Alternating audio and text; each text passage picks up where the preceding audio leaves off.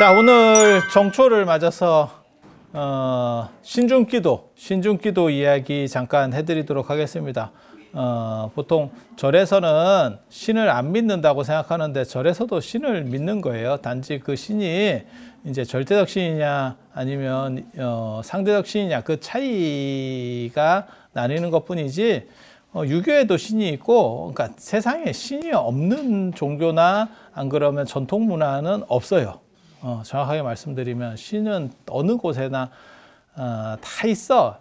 그게 신이라고 하는 게 어떻게 보면 인간이 약할 때, 인간이 약하고 그 다음에 변화수가 많을 때 이제 신에 대한 의지, 자신을 보호해 줄 어떤 강자에 대한 의지.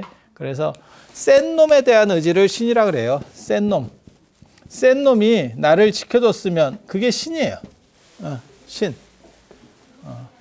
그래서 이렇게 이제 신이 시작이 되는 거고, 그런데 문제는 여러분들은 그런 거 어떻게 생각하세요? 예를 들면 핵무기를 우리가 가져야 되냐? 뭐 이런 논점도 있잖아요. 그러니까 주변에 너무 강국들이 다 배치가 돼 있으니까 뭐 만만한 놈이 하나도 없어요. 우리 주변에. 그리고 걔네들이 다 어떻게 보면 지금 더 이상하게 발전을 해가지고 옛날보다도, 그러니까 중국 같은 경우도 시진핑이 계속 뭐 하려고 하는 것 같고, 그 다음에 러시아도 강한 러시아, 이래서 뭐 전쟁이 일어난다는 둥, 지금 현재도 그렇고 있죠. 푸틴이 전에 러시아가 굉장히 강했다가 완전히 뭐 박살이 났죠. 우리가 그걸 봤잖아요. 예전에 소련이라고 할 때는 뭐 미국과 더불어서 최강국이었었잖아요. 소비에트 연방 뭐 이렇게 해서, 그러다가 러시아로 깨지고 난 뒤에 뭐 중구난방 돼가지고 해롱해롱 하고 있죠. 그거를 강한 러시아를 만들겠다라고 해서 푸틴이 나오게 되는 거고, 지지율이 엄청나게 높죠. 저렇게 오래 했는데도 불구하고. 그리고 미국도 이제 자기네 이익을 중심으로 하겠다. 그리고 중국이나 이런 데를 완전히 뭐 절단을 내겠다. 지금 이러고 있는 상황이고, 우리는 여기에 붙을 수도 없고 저기에 붙을 수도 없고 휘청휘청 하는 상황에서 이제 핵을 가져야 되냐? 뭐 이런 얘기들도 존재하는 거죠. 예전에도 한번 있었고, 박정희 대통령 때 예전에 한번 있었잖아요. 주한미군 철수한다, 어쩐다 할 때. 그런데 이제 여기서 나오는 게 뭐냐면, 미국이 우리를 보호해 줄게 라고 말하는 거고, 너네는 핵이 필요가 없어. 굳이 핵 없어도 돼. 라고 말을 하는 거죠. 그런데 문제는 센 놈은 약속을 어겨도 타격을 안 받아요.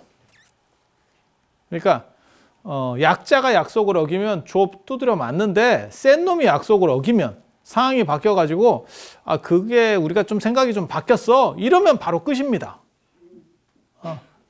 그런 경우들이 국제사회에서 여러 번 있었죠.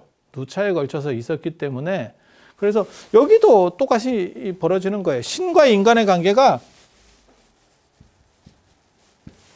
이게 센 놈이거든요. 센 놈이다 보니까 이놈이 어기면 이쪽에서 따지지를 못해. 그러니까 왕이 예를 들어서 약속을 했어. 아니 우리 역사에도 있네. 그러고 보니까 그게 신돈 사건이잖아. 신돈과 공민왕 사건. 그거 아주 유명한 사건이에요.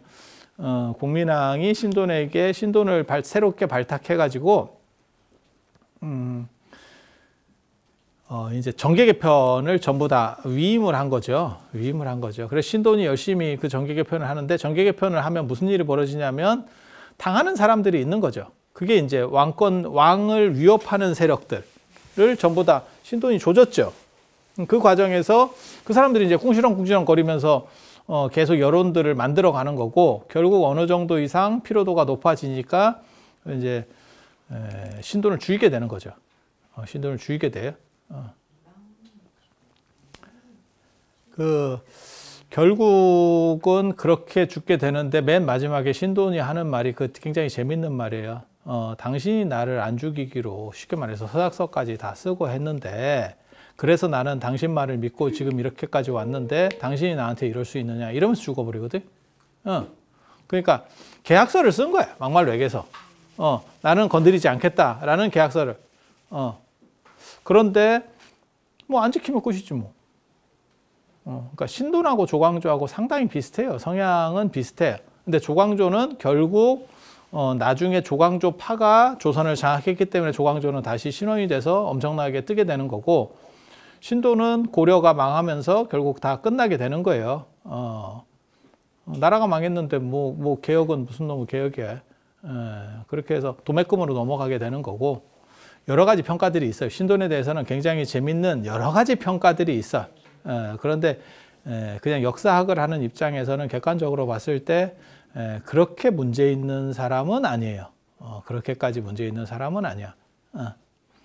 그리고 그렇게 할 수 있는 상황들도 아니었었어요. 그 배경이라든지 이런 게 그렇게 심하게 할 수 있는 상황들이 아니야. 그러니까 이제 공격할 게 없으면 개인적 비리 이런 걸 이제 자꾸 털어서 거는 거거든. 지금 정치판에도 늘상 나오는 이야기들이니까 그런 거는 뭐 별 볼 일은 없고, 그래서 인간과 이렇게 신의 관계에 있어서 인간과 신의 관계에서 이게 대등이 아니라는 거죠.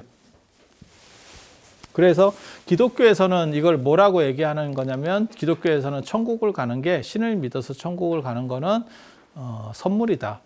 신이 주는 선물이다. 네가 아무리 신을 믿고 11조를 열심히 쇠가 빠지게 내도 천국 행티켓은 너에게 주어지지 않는다. 그렇게 만약에 내가 평생 동안 11조를 냈으면 나는 천국을 가는 거 아닙니까?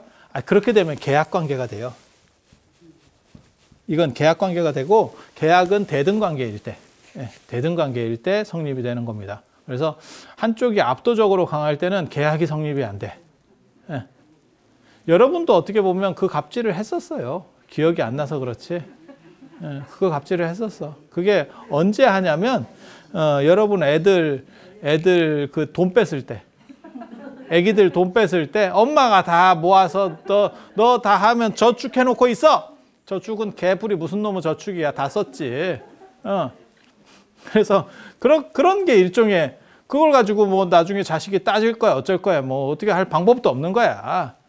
그런 거 비슷한 생각이라고 보시면 돼요. 그래서 신과 인간의 관계를 어떻게 볼 것이냐에 대한 부분이 있고, 이것에 대한 안전장치를 만들기 위한 또 다른 노력이 나와요. 그게 이제 기독교나 이슬람에서는 계속 이 상황으로 가는 거고, 계약은 없습니다. 계약은 없어. 이것의 또 다른 안전장치로서 어떤 법칙을 생각하는 거죠. 법칙을 생각하는 거죠. 그게 그래서 신도 그 법칙 속에 존재하는 거다. 물론 그걸 또 어기면 방법이 없어요. 그러니까 우리나라도 마찬가지잖아요. 한미 FTA, 그거 어떻게 보면 법칙 안에 존재하는 거죠. 근데 미국이 깼어. 어쩔 거야? 우리나라가 깼어. 그러면 뒤지게 두드려 맞았겠지. 진짜 먼지 나도록 맞았겠지. 하지만 미국이 트럼프가 나와서 내가 생각을 해보니까 야 그거 좀 계약이 잘못된 것 같아. 그거 다시 해봐. 이러면 그냥 예? 이러고 다시 했잖아. 그때 우리가 뭐 반미 시위 제대로 한번 해봤어요? 없었어요.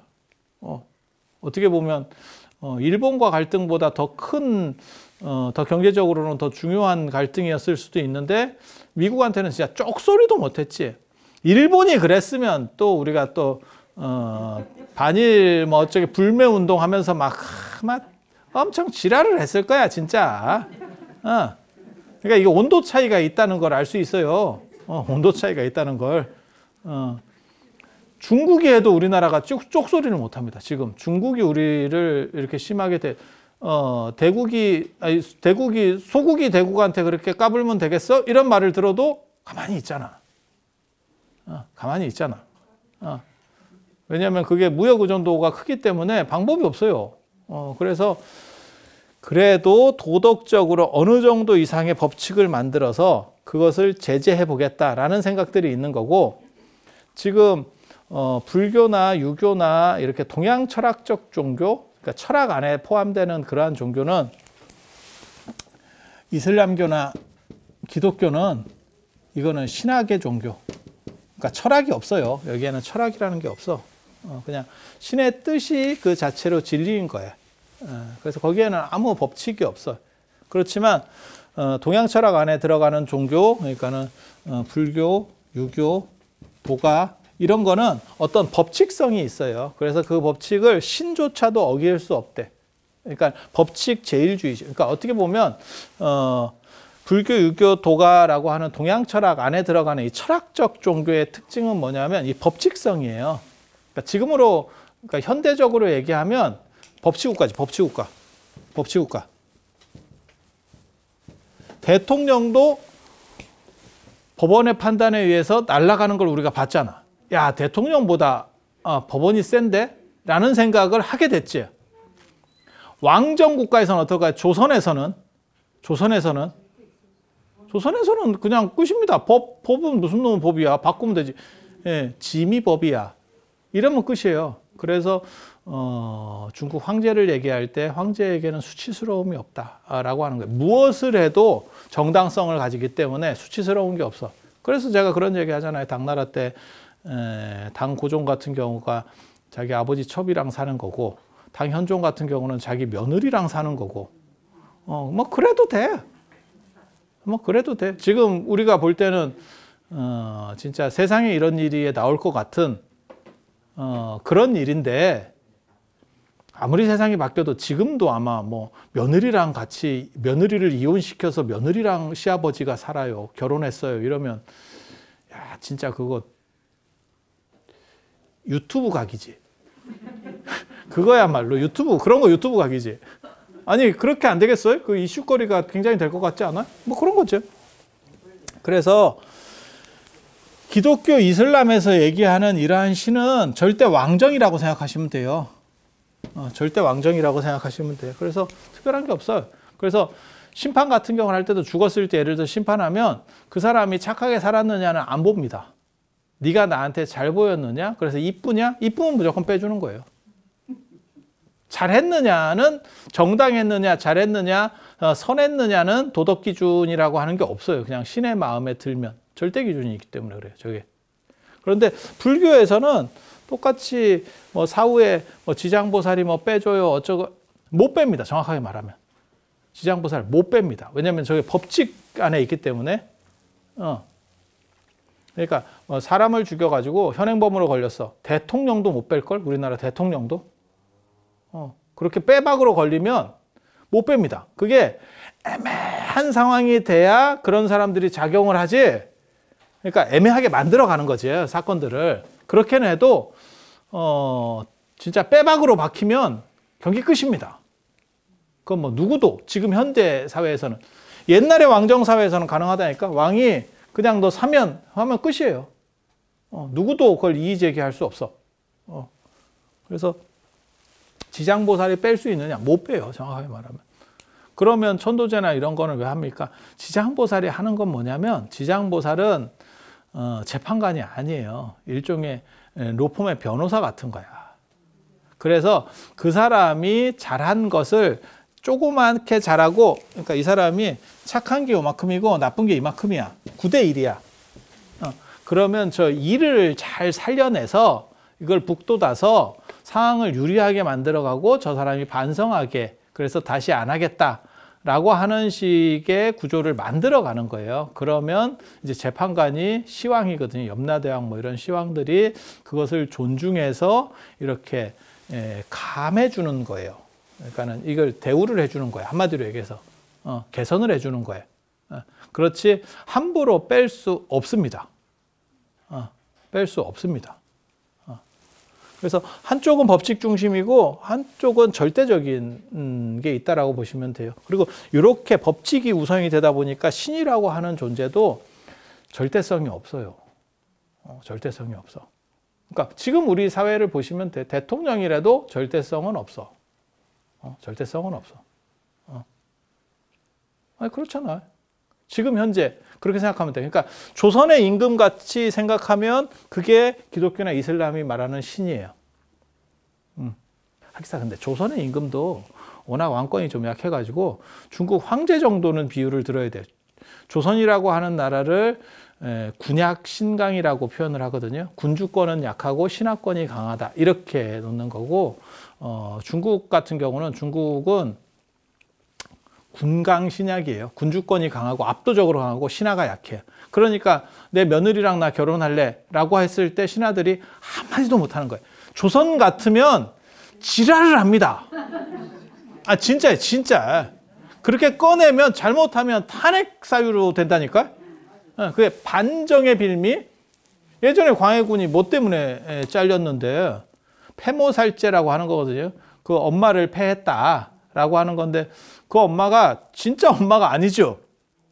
계모였고 자기보다 아마 나이가 어렸을 걸. 뭐 저 정확하게 기억은 안 나는데 그래서 계모였고 그 엄마가 나를 죽이려고 하는 거죠. 계모가.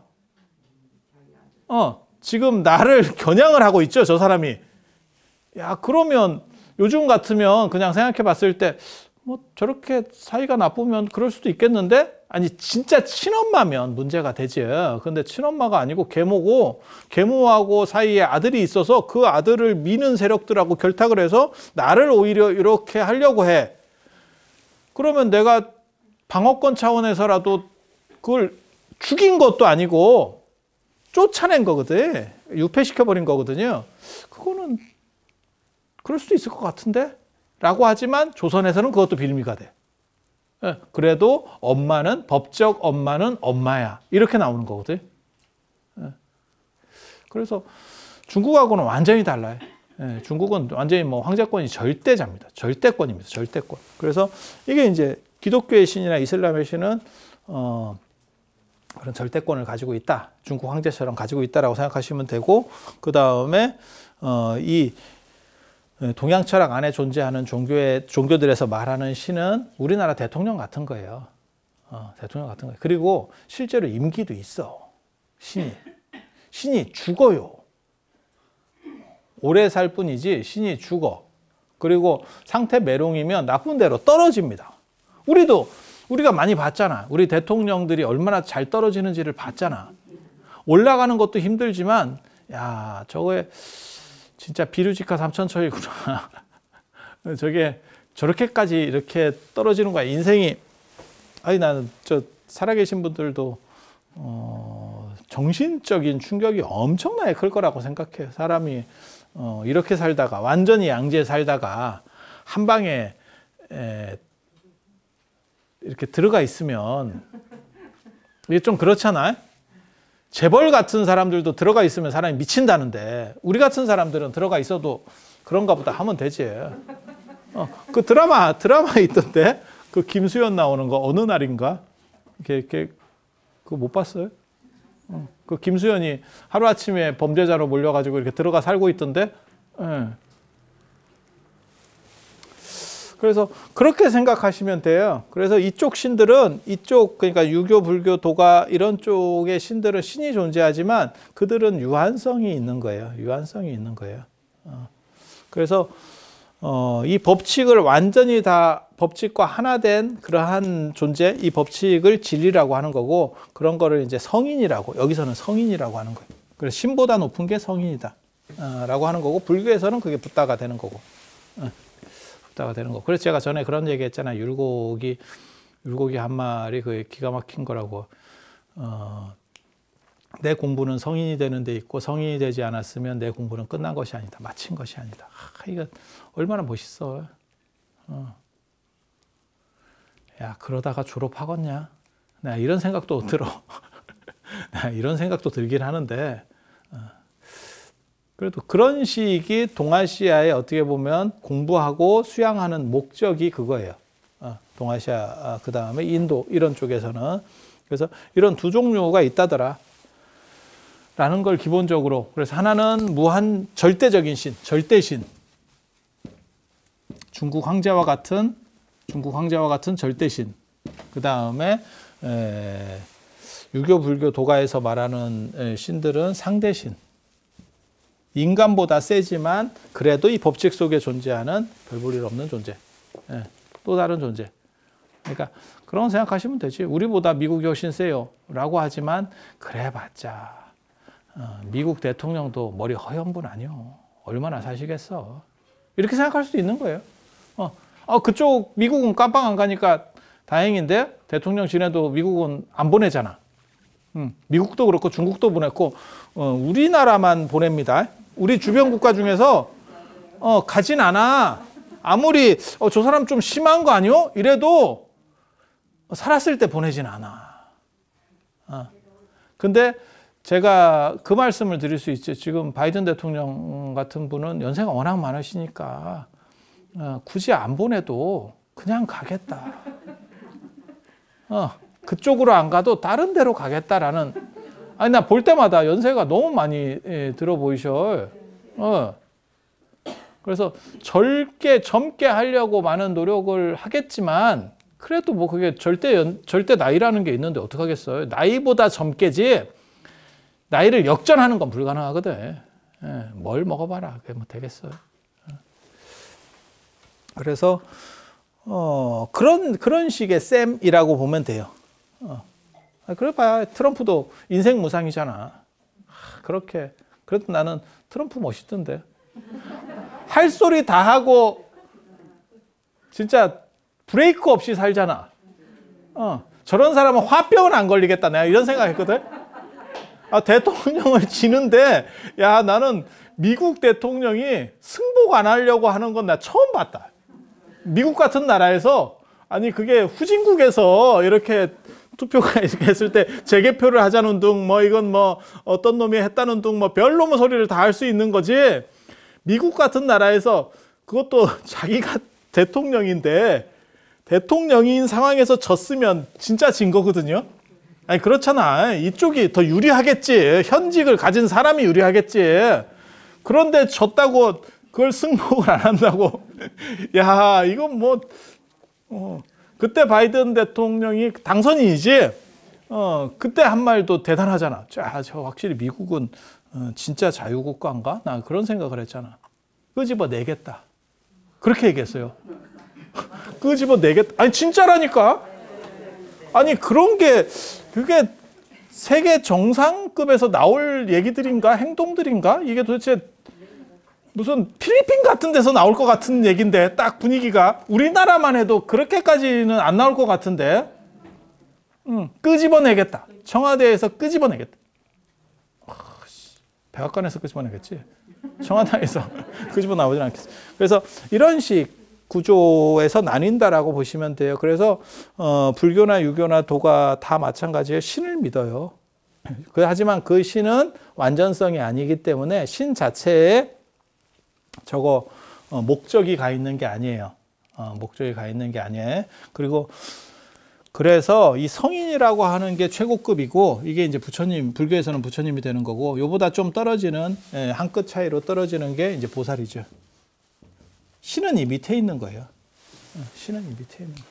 그래서 불보살한테 이렇게 기도를 하고, 그게 이제 정초에 기도를 하는데, 정초에는 신중 기도입니다. 대부분 거의 모든 사찰에서 하는 게 신중 기도예요. 그래서 신에게 기도하는 거예요. 왜 부처님한테 기도를 안 하고 신에게 할까요? 실무자가 중요해요. 저도 일을 해보면 윗대가리하고 어떻게 쇼부를 보느냐 굉장히 중요해요. 이거는 일 전체에 있어서 전체가 흘러가느냐로서 중요한 거고, 실무자가 틀면요 진짜 짜증납니다. 이게 잔걸로 말하기도 좀 애매하게 트는 놈들이 있거든. 조선 후기 이방 같은 놈들이 있어요. 어떤 느낌인지 아시겠어요? 아주 꼬롬해. 그리고 피곤해. 피곤해. 그래서 위에다가 꼬발르면 위에서는 뭐라고 얘기하냐면, 내가 그거 잘해주라고 얘기했어. 이렇게 얘기해. 그러니까 더 이상 말을 못 하겠어. 위에는 더 이상 말을 못 하겠고, 실무자가 꼬면, 인생 피곤해. 그 실무자가 신이에요. 그래서 우리 일들은 사소한 것들, 그러니까 크게 문제가 되는 것들은 불보살님한테 기도를 하는 거고, 사소하게 발복해서, 그러니까 뭐 땅을 팔아야 된다든지, 땅도 좀 큰 걸 팔면 상황이 다를 수도 있어요. 근데 우리 같이 뭐 찌질이들은 큰 걸 팔 일이 없잖아. 뭐 수천억짜리 뭐 이런 땅을 팔아야 되나? 누가 그런 거 하던데? 뭐 수백억을 들여서 건물을 진다, 어쩐다, 뭐 이런 얘기를 하길래 내가 뭐라 그러냐면, 그냥 쓰고 죽어. 우리는 이렇게 저렴한 생각. 그렇게 해서 더 불리려고 하지 말고 그냥 쓰고 죽어. 쓰고 죽어. 그런 거 하다 골병 든다. 우린 저렴한 생각. 얼마나 좋아. 그리고 쓸 때 같이 쓰면 더 좋고 같이 쓰면 최고고. 근데 희한하게도 그렇게 막 크게 일을 벌리는 사람들이 있어요. 근데 그 별로 안 좋아요.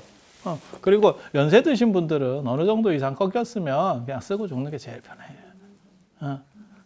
아껴가지고 뭐 장기적으로 뭐 투자를 해가지고 아들 좋은 일 시키지 말고 그냥 홀랑 날름 이렇게 써먹고 죽어. 그게 좋은 거예요. 그래서 내가 행복하게. 그래서 그런 걸 뭘 팔고 그 다음에 뭐 취업 같은 걸 해야 되고 취업 뭐 이직 이런 것들 뭐 굉장히 많잖아요 지금. 스트레스 받을 일이 많죠. 예전 같으면 취업도 쉽게 되는데 요즘은 뭐 그게 다 어렵잖아요. 세상이 어려워요. 그래서 실제로 가을에 하면 대기업에서 공채 뭐 이런 것들을 다 공동으로 모집을 했는데 요즘은 그런 것도 거의 다 사라졌고, 특별히 몇 개 회사 외에는 이제 공채가 없죠. 그리고 뭐 경력직을 한다는 등 뭐 한다는 등 이러면 이게 다 그냥 아르마리로 들어가 버리거든. 물론 객관적으로 능력이 압도적으로 있으면 모르지만 거의 불가능합니다. 그냥 다 비슷비슷한 사람들이거든. 그래서 지금 사회가 더 힘들어졌죠. 그래서 그런 것들, 이런 잔 거는 신들에게 기도를 하는 거예요. 그래서 그게 이제 절에는 언제나 신중단이 어떻게 보면 비서실이에요. 문고리 권력.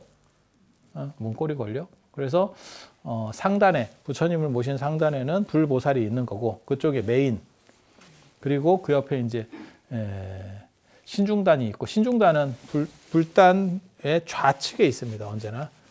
좌측이 1, 2, 3이거든요. 순서상으로. 그래서 이게 주인석이라고 하는 거예요. 그래서 제가 그런 얘기 했잖아.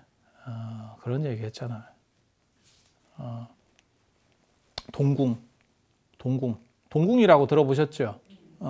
왕자를 동궁이라고 하잖아. 왕자, 태자는 아니고 세자 이런 걸 동궁이라고 우리가 사극에 쓰잖아요. 그게 왕은 남쪽을 보고 앉거든요. 왕은 대전을 보면 대전 그 뭐 근정전이나 인정전 이런 게 남쪽이거든요. 남쪽을 보고 있는 상황에서 동궁이면 좌측이에요.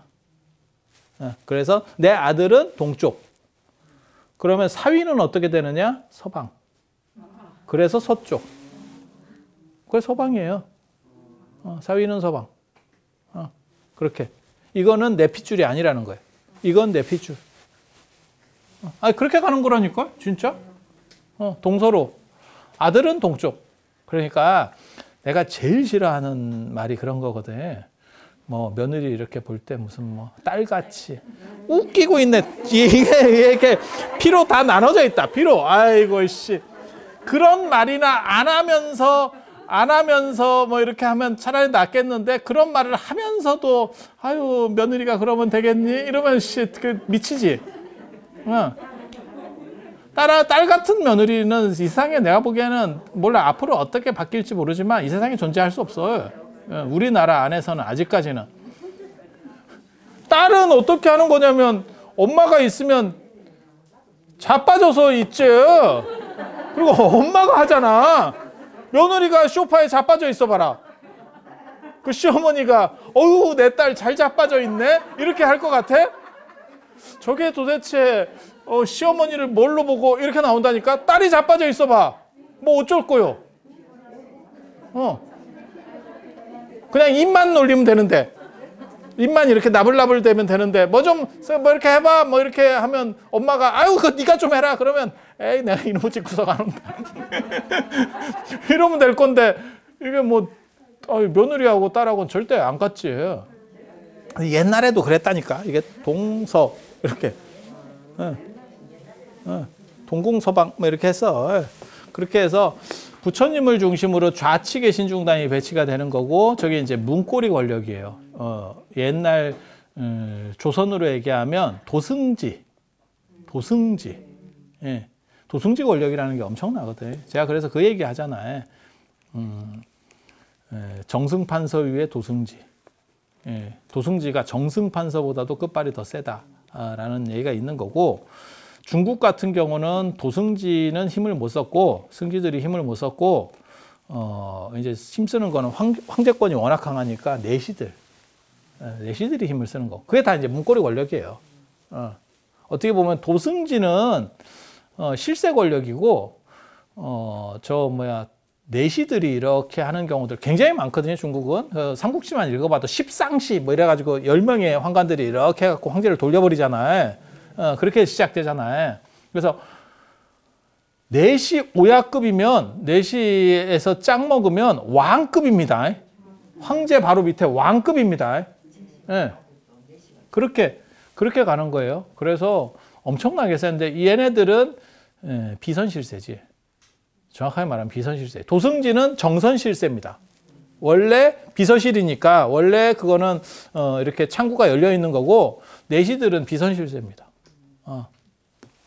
그래서 이 신중단이라고 하는 데가 이제 정선실세라고 보시면 돼요. 어떻게 보면 가장 중요한, 그러니까 불보살을 대체해서 잡무를 처리하는 실무 집단.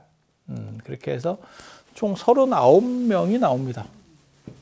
9명이 나오고 요거를 위라고 해요. 신을 세는 단위는 위. 제가 얘기했잖아요. 사람은 명, 몇 명, 신은 몇 위. 그래서 위패가 몇입니까? 이렇게 되면 위, 신을 모시는 게 몇입니까? 이렇게 하는 거예요. 그래서 신위 이렇게 하죠. 신위. 예. 그래서 신을 모시는 거고 39명이 되는 거고 그게 이제 화엄경 세주묘원품에 나옵니다. 39명이. 예, 그렇게 해서 39, 39위. 그래서 화엄성중이라고 하는 거고 중국에도 원래 불교 들어오기 전부터 신이 있었겠죠. 도교가 있으니까. 도교도 있고 유교에서도 신을 믿었다 그랬잖아요. 유교의 신은 대부분 이제 조상신인데 그 외에도 대표적인 게 종묘사직, 그 다음에 산천의 제사를 지내고 뭐 이게 있어요. 지방 관리들 다 산에게 성황신, 성황제를 지내거나 뭐 이런 거 할 때는 대부분 재관이 그 지방 고을의 수령입니다. 수령이 담당을 해서 성황제를 지내고 이렇게 했거든요. 그래서 우리나라 성황 중에서 제일 유명한 성황이 대관령 국사 성황신. 범일국사가 겸직하잖아요. 네, 범일국사가. 범일국사라고 이게 사굴산문의 시조인데 이 큰 스님인데 이분이 워낙 대단하니까 나중에 겸직을 하거든요. 이제 민간적으로도 굉장히 추앙이 돼요. 그러다 보니까 대관령이 옛날에 굉장히 이렇게 중요하고 험난했거든요. 이 영동에 사는 사람들은 뭐 그럴 수밖에 없잖아요. 그걸 넘어가야 되니까. 미치지. 그래서 제가 얘기했잖아요. 저 강릉이나 이런 쪽 사는 사람들이 경주가 수도일 때는 되게 좋았었고 서울이나 개성이 수도가 됐을 때부터 대관령을 넘는데 그게 너무너무 힘들었다고. 경주면 이렇게 해안으로 쫙 내려오면 되거든. 그래서 대관령 넘는 게 너무 힘들대. 걸어서 넘으면 그렇게 힘들대. 몰라 나도. 나도 몰라. 뭐 걸어서 넘을 일이 없으니까. 근데 지금은 길이 좋아가지고 이렇게 터널로다가 착착착 하는데 그것도 대관령도 터널 아니고 이 꼬불길로 가면요. 와, 이거 멀미 코스예요. 엄청납니다, 그거. 야, 그걸 걸어간다라고 하면 사람 죽지. 그랬을 것 같아. 그래서 대관령 산신이 김유신이고 대관령 국사 성황신이 범일국사예요. 그리고 정부에서 그 제사를 주관했기 때문에 나중에 단오제가 유네스코 문화유산이 돼도 그 단오제의 주신도 범일국사거든요. 그래서 국가주도로 범일국사에 대한 이런 추모들은 지금도 현재 국가주도로 하는 거예요. 그래서 조선시대 때도 관장이 그 지방의 수령이 그렇게 했었던 거고 그렇게 나오는 거예요. 그래서 범일국사가 투잡도 아니고 쓰리잡입니다. 불교 쪽에서 하나, 그 다음에 대관령, 그 성황신, 그 다음에 강릉 단오제 주신. 근데 애석하게도 이게 대부분 명예직이라서 월급이 안 나와요.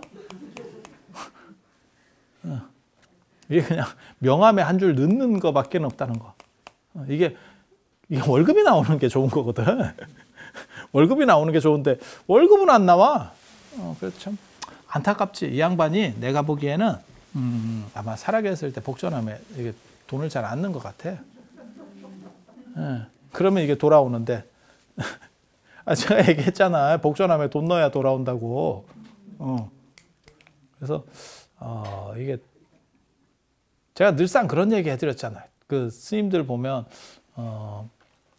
복전함에 돈은 잘 안 넣고 맨날 절만 부처님한테 절만 해서 신도한테 절만 받지 돈을 못 받는다.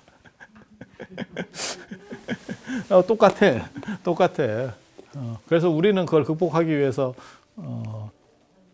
복전함에 돈을 넣지. 일단 절 받아 먹는 것도 중요하지만 돈이 있어야 돼. 그리고 사람이 살면서 그게 있더라. 저도 그걸 느끼는데 나이에 따라서 돈을 써야 될 때가 있어요. 근데 그걸 못 해주면, 그러니까 윗사람한테는 뜯어먹으면 되니까 그러는데 내가 윗사람 쪽으로 점점 올라가면 무슨 일이 벌어지냐면 그 밑에 사람한테 어느 정도씩 이렇게 이걸 해야 돼. 이걸 못하면 밑에 사람한테 무시받아. 밑에 사람도 대우를 안 해줍니다. 그래서 그런 부분들은 있더라고. 그게 일종의 품위유지인가 봐. 그런 게 있어.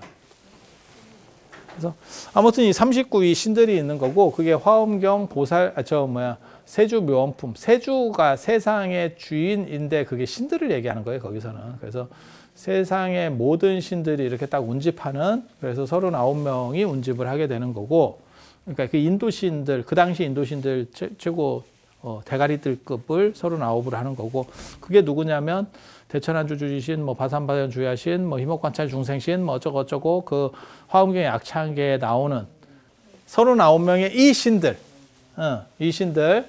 그래서 그렇게 되는 거고, 우리나라에 들어오면, 그래서 우리 지금 제가 있는 여기 같은 경우는 신중탱화가 39분이에요. 저걸 씌어보면 39분. 제가 처음부터 그렇게 요청을 했었던 거고, 그리고 좀 많은 데도 있어요. 가보면 많은데, 그건 104위. 39 플러스 우리 동네 신들, 우리 전통적으로 있었던 신들을 섞어가지고 총 104수로다가 늘린 거예요. 증거한 거지. 이 동네하고 이제 섞인 거지, 섞인 거. 그리고 예를 들면 그런 차이들이 있어요. 그러니까 인도 같은 이런 데는 대부분 다 평지기 때문에 산신이라는 개념이 별로 없어요. 인도 가보시면 알아. 중국에도 별로 없어요. 그래서 중국에서는 이런 땅과 관련해서는 성왕신이 중요한 거고, 그러니까 어떻게 보면 토지신 계열이라고 보시면 돼요. 그러니까 토지신이 그냥 땅이라면 얘는 이렇게 영역을 나누는 어떤 성읍에 대한 관할하는 신이라고 보시면 돼요. 그래서 성왕신. 그래서 성왕신이라고 하는 게 이제 중국적인 거고, 우리는 산이 많기 때문에 산신. 그래서 절에 가보면 산신각, 산령각, 그 다음에 이게 많죠. 굉장히 많죠. 그래서 제가 얘기하잖아요. 한 절에 산신은 2군데 모시는 데도 많이 있다. 산신각도 있고 삼성각에도 모시고. 그래서 산신이 얼마나 이렇게 그건 어쩔 수 없었던 게, 우리는 호랑이가 너무 호환이 많아서 호환 마마보다 무섭다 이런 얘기 하잖아요. 마마보다 더 무서운 게 호환이었던 거예요. 앞에 나오는 게 더 언어의 선행이라고 하는 부분이 있기 때문에 더 비중이 큰 걸 앞에 놓거든요. 부모, 천지, 사제, 이렇게 봐봐. 형제, 다 앞에 나오는 게 더 세잖아요. 그러니까 호환이 마마보다도 더 심한 거예요. 그래서 산신에 대한 부분이 있는 거고, 근데 집 안에서는 조왕신, 그래서 내호조왕, 외호산신, 아예 있어요. 이런 말들이 있어. 내호조왕은 이제 불관리, 부엌관리. 우리는 난방을 해야 됐기 때문에 부엌에서 불을 관리 잘못하면 이제 초가집 그거 절단 나는 거 일도 아닙니다. 특히 겨울에 더 조심해야 돼요. 이유는 뭘까? 겨울에 건조하고 이러니까 불 한번 붙으면, 초가집에 불 붙으면 절단 나겠지. 그냥 딱 생각해도. 그리고 한 집만 절단 나지 않는다니까, 한 마을이 절단 난다니까. 그 초가는 날아다녀요. 이렇게 집불 타봐. 그럼 나른다니까. 그게 지금 우리가 정월 대보름 세시풍속에서 달집 태우기를 정부에서 자꾸 규제하는 이유 중에 하나 그거예요. 그게 날아가서 산불을 내거든. 지금 상황들이. 그러니까 불이 날아다니는데 근데 초가 위로 떨어진다고 생각을 해봐. 야, 이거 한 마을 전체 타겠다. 그러니까 서로 죽자고 규제하는 거죠. 불에 대해서. 그래 우리나라 4대 명절 중에 하나가 한식. 불 끄고 새로운 불을 받는 불의 명절이죠. 불의 명절. 그렇게 되는 거고 이제 원래부터 저런 신중이 대단했느냐, 신들이 대단했느냐? 그거는 아니고 화엄종이 유행하면서 이제 저 신들이 중국에 있는 전통 신들을 압도하면서 불교 신들로 재편이 돼요. 거기서 나오는 일화가 삼국유사 전후소장 사리 쪽, 그러니까는 전후로 사리를 들여온 기록. 삼국유사에 나오는데 그 기록을 보면 뭐가 나오냐면 그 아주 유명한 얘기예요. 도선율사라고 하는 분이 중국의 도선율사, 남산율종을 개창한 도선율사라고 하는 분이 너무너무 계행이 청정해서 하늘에서 밥을 내려다 준대. 하늘의 신들이 천공을 준대. 공양을 그렇게 받는데.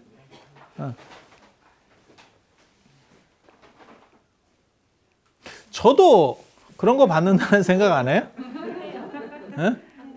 근데 요즘은 그게 천국 내려오기가 어려운 게 집이 아파트 같은 데 살면 천국 받기 어려울 것 같아. 그럼 막 집을 다 뚫고 내려와야 되잖아. 몰라, 옛날에는 절에서 괜찮았는가 봐. 그리고 시멘트로 이렇게 하면 막 뚫고 내려오기도 쉽지 않을 것 같은데, 뭐 몰라. 근데 우리는 천국 받기가 어려운 구조가 제가 약간 주거가 불안정하고 밥 먹는 시간이 일정하지 않아. 그래서 걔네 맞추려면 죽을걸. 하늘이 알아서 아무튼 먹을 걸 갖다 준대. 그래서 그게 짱깨. 그런데 하루는 그 얘기를 듣고 의상대사가 아마 지상사나 의상대사가 머물렀던 절은 지상사, 화엄사, 그 다음에 운하사 이런 데니까 그런 데서 그 다 종남산 안에 있어요, 중국에. 그래서 그 하늘에서 천공이 내려온 게 정업사 때거나 안 그러면 서명사 될 거예요. 나 그것도 뭐 밝혀놨는데 연대를 쭉 계산해 가지고 그 천공이 떨어졌으면 그게 서명사 때로 내가 밝혔나? 뭐 아무튼 뭐 해놨는데 내가 해놓고도 내가 기억이 안 나네. 서명사 주지도 오래 했고 도선율사가 그 다음에 정업사 주지 해가지고 나중에 계단 만들고 뭐 이렇거든요. 이런 계단 말고 스님들 계율 받는 계단을 만들고. 그래서 아니 저는 다 가봤습니다. 다 가봤습니다. 우리는 다 가보고 확인하고 이런 거 하죠. 그렇게 해서 천공이 내려오니까 이제 그 얘기를 듣고 그게 다 종남산 안에 있어요. 종남산 안에 같은 절들이에요. 그런데 절 굉장히 멉니다. 종남산이 엄청 커요. 생각보다 커요. 근데 의상대사가 거기 가가지고 저도 한 끼 먹을 수 있겠습니까? 뭐 이래가지고 2인분을 주문하고 결국 그 사건 굉장히 재밌는 사건이에요. 그랬는데 시간이 지나도 천공은 내려오지 않았고 왜 내려오지 않았느냐면 나중에 이제 의상대사가 결국 밥 시간이 지나서 의상대사가 떠나게 되고 그 천사가 내려와요. 천사가 내려와서 음식을 주니까 야 시킨 지가 언젠데 이제 갖고 오냐. 이제 그 얘기를 하는 거죠. 내가 별점 테러를 하겠다. 별점 테러 몰라? 요기요 뭐 이런 거 주문해가지고 이렇게 별점 1점을 주고 배달 겁나 느림 이렇게 쓰는 거예요. 다시는 주문 다 식은 거 왔음 뭐 이렇게. 그리고 주인한테 이제 환불해 달라고. 근데 뭐 그쪽에서 주는 거니까 환불은 없고. 그래서 그 별점 테러 받아가지고 더 이상 천공이 안 내려오는가? 장사 접었는갑다. 그래서 얘기를 하니까 그 천사가 뭐라고 얘기하냐면 제가 음식을 가지고 온 지 오래됐는데 이 주변에 아주 대단한 신들이 이렇게 쫙 이 절을 감싸고 있어서 제가 들어올 수 없었습니다. 지금 막 그 신들이 떠나는 걸 보고 제가 자리가 나서 들어올 수 있었습니다. 이렇게 그게 의상대사를 따라다니는 저 화엄성중이에요. 화엄성중. 그래서 화엄성중 기도를 하게 되는 거고, 이 얘기는 뭐냐면 당나라 초기에 남산율종이 한번 유행을 했다가 그 다음에 법상종이 유행을 하거든요. 남산율종하고 법상종은 같이 유행해요. 정확하게 말하면 같이 유행을 해. 왜냐하면 한쪽은 계율 중심이기 때문에 이게 사상적인 게 아니에요. 그러니까 통도사 하면 우리나라에서 계율과 관련된 어떻게 보면 가장 상징적인 절이지만, 그러면 통도사에 그런 특징적 사상이 있느냐? 아니, 그런 건 아니에요. 계율은 계율을 잘 지키는 실천적인 거기 때문에 거기에 사상이 막 뚜렷하게 있지 않아. 그래서 다른 사상과 같이 붙어도 충돌하지 않아. 충돌하지 않아. 그렇게 충돌하지 않는 게 계율하고, 뭐가 충돌하지 않냐면 연불. 그래서 어떤 종파든지 그냥 연불을 해요. 그러니까 연불종도 충돌하지 않아. 이 계율종도 충돌하지 않아. 그래서 법상종하고 같이 잘 이렇게 조선 초기에 잘 가고 있었어요. 그래서 현장 스님이 도선율사를 굉장히 이렇게 존중했기 때문에 잘 돌봐줬다고. 그리고 이 도선율사 입장에서는 현장 스님이 자기를 이렇게 잘 대우를 해주니까 너무너무 감동해가지고 속고승전의 현장전을 막 이만큼 증과를 시켜줘요. 처음에는 이만큼 썼다가 나중에 재판할 때 막 이만큼. 소금 먹은 사람이 물 킨다고. 뭔가 다 있는 거야. 옛날 사람한테도 그게 다 있어. 요즘만 있는 게 아니야. 그렇게 해서 현장에 대한 기본 자료들이 엄청나게 많은데 그중에 3가지를 꼽는데, 그게 대당서역기, 자은전, 그 다음에 속고승전의 현장전을 꼽거든요. 굉장히 세밀하게 잘 돼 있어요. 그래서 그렇게 되는 거고, 그 다음에 화엄종이 이제 떡상하기 시작하면서 의상대사 때는 아니고 의상대사 조금 뒤에 이제 현수법장 스님. 그래서 지금은 오늘날은 화엄종이라는 게 일반적이지만 송나라 때까지도 현수종이라고 그랬어요. 화엄종을 현수법장 스님이 완성에 따라 현수종이라고 했었고, 그렇게 해서 떠오르면서 드디어 이제 법상종도 밀려나게 되는 거고, 그 다음에 율종도 타격을 받게 되는 거죠. 그래서 율종은 수화로 붙는 거예요. 수화로. 그게 지금 이 스토리의 내용이에요. 그러니까 의상대사를 따라다니는 39위의 신들이 있었는데, 이 신들이 도선율사에게 천공을 이룬 이런 정도 급들은 이 신들에게 비교도 안 될 정도다.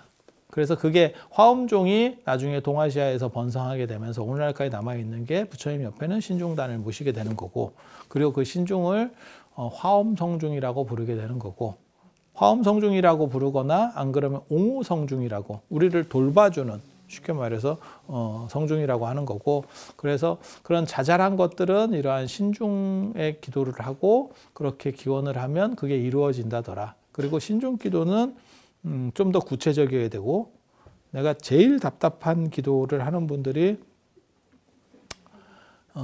아사모사한 기도, 뭐 건강이라든지 뭐 이렇게 뭐 재수대통 뭐 이런 거 있잖아요. 그냥 귀에 걸면 귀걸이, 코에 걸면 코걸이 같은 거. 저 같은 경우도 그래요. 누가 예를 들어서 지금도 저한테 누가 그러는데 법명 하나 지어주세요 이러잖아요. 한참 걸립니다. 한참 걸립니다. 애기 이름 하나만 지어주세요. 한참 걸립니다. 근데 그쪽에서 뭐라 그러냐면 애가 나왔습니다 이러잖아요. 일주일 안에 합니다. 막 미친 듯이 합니다. 애가 있는데 이름이 없다잖아. 그러면 최우선으로 이것만 하고 있는 거예요. 아니, 그럴 것 같지 않아요? 근데 한 달 뒤에 나옵니다 이러잖아요? 그러면 그냥 머릿속으로 생각만 하고 있어. 그래갖고 밥 먹으면서도 얘 이름을 이렇게 해볼까? 이렇게 해볼까? 이렇게 맞춰보고 있는 거예요. 한 달 동안 이 짓을 사부작 하고 있어. 근데 나왔습니다 이러잖아요? 그럼 급해. 그러면 되든 안 되든 어떻게 해서든지 빨리 합니다. 법명도 마찬가지예요. 내가 법명을 해서 지금 뭘 해야 돼요 이러잖아요? 빨리 나옵니다. 문제는 질이 좋으냐? 그거는 내가 잘 모르겠고, 일단 빨라. 아니, 지금 뭐 급하다는데 어떻게 해? 뭐라도 해서 해야 될 거 아니에요? 그렇게 되는 거예요. 그래서 소원을 얘기할 때도 마찬가지예요. 막연한 것들, 이런 거 별로 바람직하지 않다니까. 그래서 특히 신중에게 할 때는 더 그래요. 이게 상단에다 할 때는 약간 막연해도 되고, 전체적인 거 이런 거를 해도 뭐 큰 문제는 없는데, 신중 기도를 할 때는 훨씬 더 구체적이어야 돼. 그래서 어떤 일이 뭐가 어떻게 됐으면 좋겠어. 좀 더 구체적으로. 그리고 제가 그런 얘기도 하는데 신중단에 보면 신들이 여럿이 있거든요. 39위, 104위 그러면 39, 그다음 104가 있다는 얘기잖아요. 내가 104는 안 쉬어봤어요. 지금까지. 누구 나중에 절에 가서 한번 쉬어봐. 근데 내가 그 생각도 했거든. 분명히 그리는 놈이 103을 만드는 경우도 있고 105를 만드는 경우도 있을 거다. 아니 내가 그런 생각도 했어. 근데 쉬어보진 않았는데 신중기도 할 때 어떻게 하는 거냐면 나한 기도도 마찬가지예요. 나한 기도도 마찬가지예요. 한 놈만 때립니다. 딱 가서 눈을 마주치고 너 이렇게 네가 나를 들어줘야 돼. 나 제일 이렇게 봤을 때 나랑 잘 맞을 것 같은 나한 기도도 마찬가지예요. 영천 은혜삼 500난 그러면 그 중에 누구 이렇게 그거는 늘상 나오는 얘기입니다. 그러니까 예를 들어서 내가 길에서 부당한 일을 당하고 있어. 뭐 두드려 맞고 있어. 그랬을 때 주변 사람한테 도와주세요 이러면 모두 다 쭈삣쭈삣 하면서 못 도와준다는. 근데 너 이렇게 지목을 하면 그 사람이 책임감을 느껴가지고 이거 신고를 해야 되겠네 뭐 이러면서 자기가 주도적으로 움직이게 된다는 거예요. 아니 진짜라니까. 그리고 우리도 그런 비슷한 일을 겪어요. 뭐 도와주세요 이러면 이렇게 보다가 내가 해야 되나? 괜히 나댔다가 문제되는 거 아니야? 그런데 너 이러면 이거 쉽게 못 움직여. 그래서 부탁할 때도 마찬가지예요. 부탁할 때도 돈을 꿀 때도 뚜렷한 금액, 안 그러면 사람한테 돈 꿀 때도 금액과 그다음에 어떻게 내가 언제까지 갚겠다라고 하는 거 이런 것들이 있어야 되고 그다음에 너라는 게 중요해. 주변에 친척이 한 100명 있는데 누가 나 돈 좀 꿔줘 이러면 아무도 안 나서지. 그러면 어떻게 해야 돼? 한 놈씩 한 놈을 잡아야 돼. 그래서 전체 있을 때 얘기하면 그러니까 한 놈만 빼가지고 따로 얘기를 해야지. 아니면 전체가 있을 때 가오를 무너뜨리면서 그 정도는 해줄 수 있는 거 아니요? 그걸 잘 공략해야 돼요. 근데 일반적으로도 그렇게 하는 거고 그 다음에 소원을 이루거나 자기가 원하는 게 있을 때도 똑같아요. 그게 어떻게 보면 간절함이고 그런 게 마찬가지지. 우리 아들 취직 좀 시켜주세요. 걔가 뭘 잘하는데 나도 잘 모르겠네. 아니 엄마들 중에 그런 사람도 있어. 걔가 뭘 전공을 하기는 했는데 전공을 몰라. 아니 그런 경우들도 있다니까. 이제 연세가 많이 드셔가지고 뭐 70, 80이 됐어. 그러면 아들이 뭐 하는지 몰라도 돼. 안 죽고 잘 살아있으면 되는 거요. 왜냐면 요즘 애들 다니는 직장은 이름도 어려워요. 그래서 엄마가 그 다음에 또 능력 있는 놈들은 이것들이 옮겨 댕겨요. 근데 옮겨 댕기는데 이름이 다 영어 이름이야. 이러면 엄마가 외울 수가 없어. 그래서 우리 아들이 뭔가를 하긴 하는데 뭔지를 몰라. 그런데 아들한테 물어보면 그 아들도 이걸 몇 번 경험을 하니까 뭐라고 대답하냐면 나 그거 진짜로 내가 여러 번 봤거든요. 더 돈 많은 데로 갔어요. 이렇게 얘기해줘. 아니 구체적으로 이걸 얘기해도 엄마가 7, 80대는 엄마 입장에서는 그걸 제대로 못 알아들으시는 거야. 그리고 계속 이직할 때마다 자꾸 물어보면 계속 그걸 대답해주면 그 다음에 와서 너 어디 댕긴다며? 그러면 또 얘기하고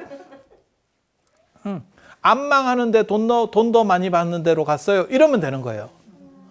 그래서 그런 구체성, 아무튼 구체성이 있어야 되고 그게 신중기도의 가장 큰 특징이고 그 다음에 정초에 대보름 안에 모든 삿된 것들을 다 물리치고 그 다음에 복된 거를 끌어들이기 위해서 이런 신중기도를 하는 거다.